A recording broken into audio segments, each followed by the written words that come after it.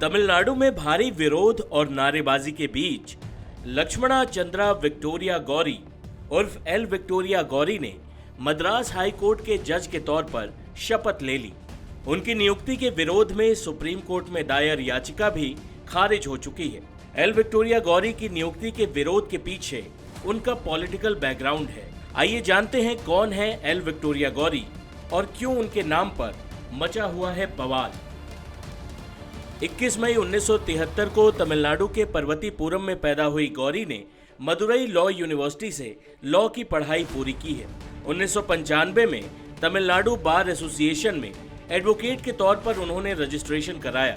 L Victoria Gauri Kanyakumari में अपना कार्यालय खोलने वाली पहली महिला वकील हैं। वो 2020 तक बीजेपी में राष्ट्रीय महिला मोर्चा की महासचिव रह चुकी हैं।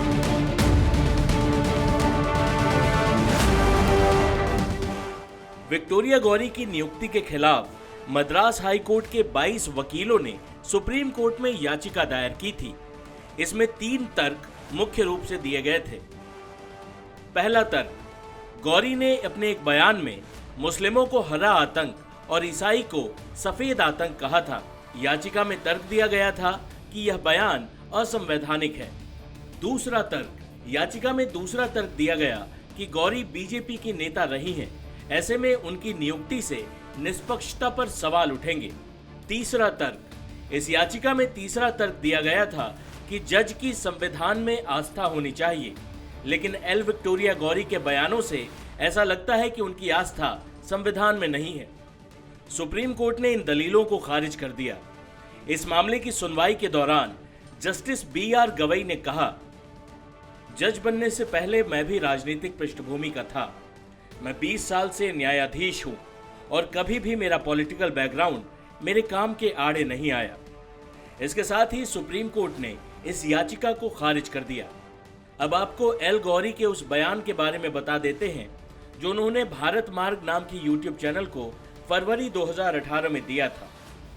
जैसे इस्लाम हरा आतंक है, उसी तरह ईसाईयत सफेद आतंक है।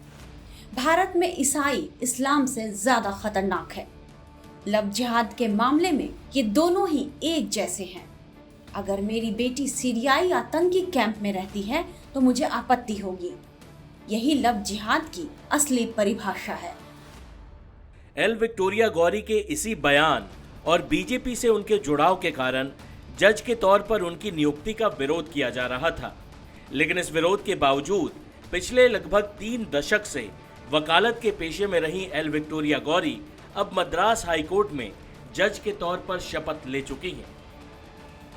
टाइम्स नाउ नवभारत डिजिटल की रिपोर्ट।